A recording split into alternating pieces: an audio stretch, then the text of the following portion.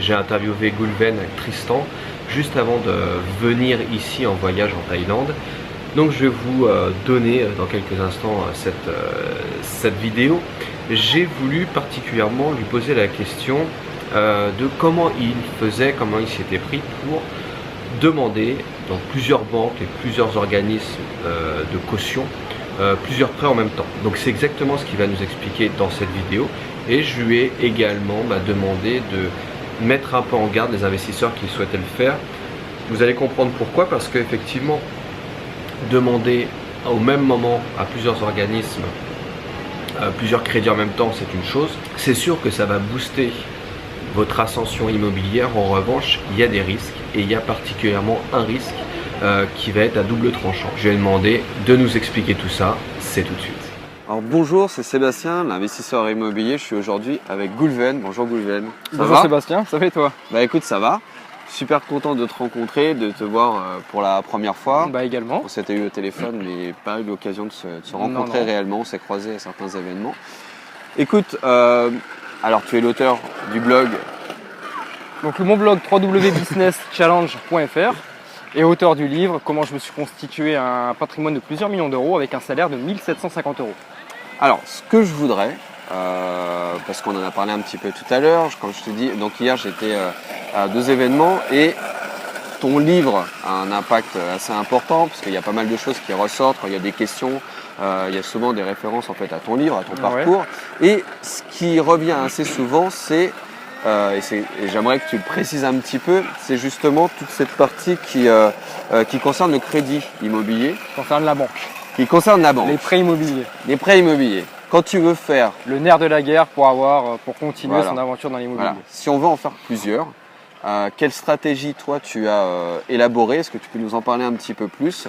Et surtout, peut-être une mise en garde que certains en fait n'ont pas, c'est-à-dire que beaucoup d'investisseurs voient toute la partie positive, mais il y a un risque. Et voilà, si on peut en parler un petit peu après. Non, bien sûr, volontiers. Alors moi, déjà, il faut remettre les choses un peu dans le contexte. Moi, quand j'ai commencé à investir, donc mon premier appartement, je l'ai acheté en 2006, mais j'ai réellement commencé les investissements locatifs en 2008. Et en 2008, en fait, moi, je me suis, on peut dire, jamais formé en immobilier. En fait, en 2008, j'avais pas connaissance des blogs, j'avais pas connaissance des formations, des conférences, des séminaires, j'avais pas connaissance de tout ça. Et je me suis lancé dans l'immobilier vraiment avec ma logique, avec ma propre logique.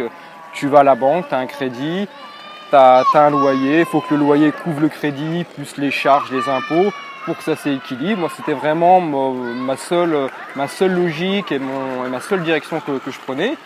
Et en fait, la première fois, quand j'ai eu le premier déclic, c'est via un rendez-vous avec un courtier qui m'a expliqué comment se calculer le taux d'endettement avec un banquier. Et avec cette formule qu'il m'avait présentée, alors je ne sais plus laquelle, je m'étais aperçu que je pouvais facilement en acheter 10. Si tout simplement je respectais cette logique d'avoir un loyer qui couvrait l'intégralité du prêt, plus les 30% qui ne sont pas pris en considération par les banquiers.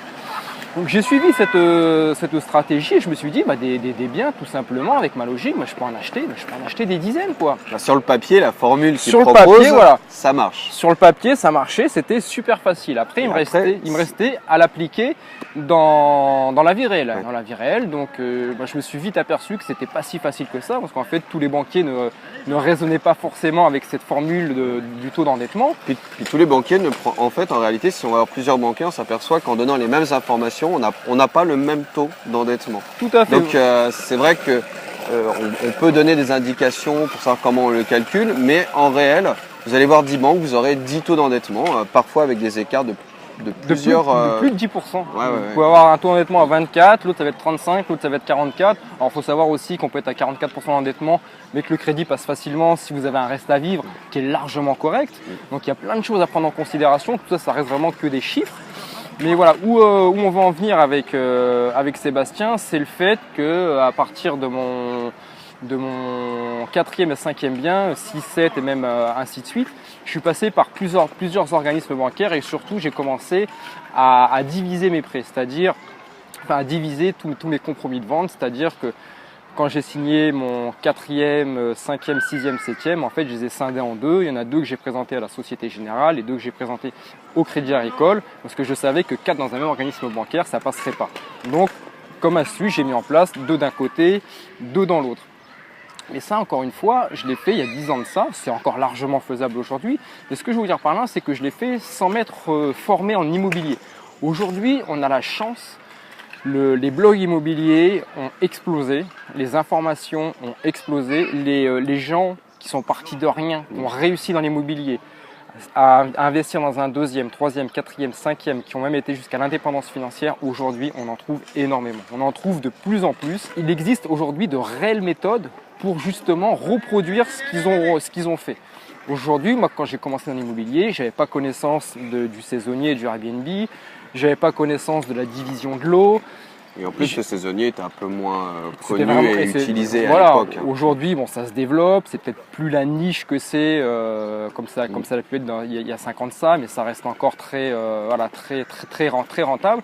Mais aujourd'hui, voilà, il existe une multitude de méthodes pour justement ne pas en arriver là. Et surtout, il existe énormément de formations et pour vraiment bien partir dans l'immobilier, pour avoir toutes les informations, pour faire ça le plus professionnellement possible. Moi, c'est vrai que l'immobilier, je l'ai appris avec ma logique, un peu aussi avec Internet, mais vraiment très peu. J'avais jamais assisté à une conférence, à un séminaire. Moi, j'ai jamais eu d'exemple en fait en face de moi.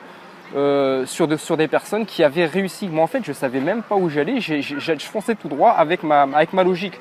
Aujourd'hui, on peut voir tous les blogueurs qui réussissent. Donc, en fait, déjà, d'une part, vous pouvez voir qu'avec tous ces blogueurs qui réussissent, d'une part, vous pouvez voir que c'est réalisable, qu'acheter 3, 4, 5, 6, 7, 10, voire plus, c'est faisable.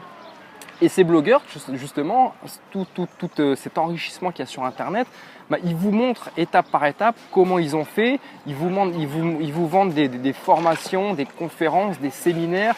Vous avez l'occasion, lors d'un séminaire, d'échanger avec des centaines de personnes sur une seule et même journée. Donc, vous pouvez aujourd'hui vous former et avoir plein d'outils, plein d'éléments, justement, pour ne pas scinder, pour ne pas aller voir plusieurs organismes bancaires. Comme je le répète, un investisseur et un banquier, c'est avant tout de la confiance. Moi, si j'avais pu faire tous mes prêts dans un seul et même organisme bancaire, je l'aurais fait. C'est vraiment la confiance que vous devez privilégier dans votre parcours d'investisseur immobilier. Après, à un moment donné, si vous êtes gourmand comme moi, si ça devient une drogue, comme ça l'a pu l'être pour moi, moi c'est surtout les challenges, ma drogue, c'est pas forcément l'immobilier, parce qu'à côté de ça il y a le sport aussi. Moi j'avance plutôt avec les challenges. L'immobilier, je pourrais arrêter demain, faire des pauses pendant 2-3 ans, ce que je fais actuellement, pour développer autre chose, ça me dérangerait pas, parce que c'est le challenge qui m'anime, c'est pas l'argent, c'est pas les investissements. Mais avant de scinder vos prêts, vos signatures de compromis de vente dans plusieurs organismes bancaires, il y a déjà beaucoup de choses à mettre en place. Après, à un moment donné, comme j'ai dit, si vous êtes vraiment bloqué au 10e, au 15e et que vous n'avez pas forcément le choix, ça reste une solution. Mais encore une fois, comme tu l'as bien dit, moi, tout ce que j'ai fait, de mon premier investissement jusqu'au 25e, et à un moment donné, j'ai pris des risques, mais c'est des risques qui n'étaient pas forcément tout le temps calculés, mais c'est des risques pour lesquels j'en ai pris conscience à 200%. Je savais que j'avais le risque à un moment donné de me planter, ou j'avais le risque de me faire prendre. Me faire prendre comment, pourquoi, quel risque j'encourais. Et à des moments donnés, je connaissais même pas ce qui aurait pu m'arriver. Mais j'avais envie d'essayer, j'avais envie de tenter, j'avais envie d'innover, de découvrir, la soif de découvrir. Et j'ai essayé, mais j'avais vraiment conscience que si demain on me demandait 10 000 euros ou 20 000 euros parce que j'ai triché, parce que j'ai menti, parce que j'ai pas dit la vérité sur certaines choses, j'aurais pas été pleuré. J'aurais pas été pleuré auprès de l'organisme bancaire en disant mais je savais pas. Non. Tout ce que je l'ai fait en connaissance de cause. Après, j'ai eu de la chance, tout est passé. Alors, il y a eu un peu de casse aussi sur certains biens que j'ai peut-être acheté un peu trop vite, surtout mon dernier immeuble. Peut-être pas un manque d'expérience, peut-être. Après, il y a des choses dans l'immobilier, on ne peut pas tout voir non plus. Comme je l'ai dit, investir en immobilier, ça ne veut pas dire j'achète, je gagne. Ouais. C'est j'achète et je prends les emmerdes avec. En fait, il ne faut pas faire de l'immobilier pour collectionner les biens. Il faut que ça ait du sens et que ça rapporte. Techniquement, pour revenir un peu sur prendre plusieurs crédits en même temps, Donc le principe c'est, bon, tu vas dans plusieurs banques et au même moment en fait tu déposes un dossier et savoir que, alors sauf si on fait une hypothèque, mais en tout cas ça va aller sur un organisme de cautionnement et chaque banque en fait a son organisme ou alors il y a des banques qui sont sous le même organisme commun. Donc il est évident que si tu proposes des banques sous le même organisme, les cautions vont arriver au même endroit.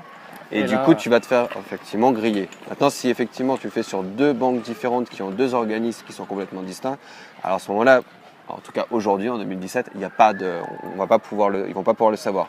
Néanmoins, donc ça c'est l'astuce, la stratégie que tu as utilisée et le risque qu'il faut quand même avoir conscience, c'est quand vous faites ça, il faut être prêt à éventuellement devoir de l'argent, si jamais on ne va pas jusqu'au bout. Dans le sens où de manière très pratico-pratique, vous faites votre compromis de vente, vous avez demandé par exemple 60 jours de délai de rétractation, enfin pour l'obtention du prêt, pardon. Pendant cette période de 60 jours, vous avez votre accord et l'organisme de caution valide, les deux, on va dire. À ce moment-là, vous êtes à peu près tranquille.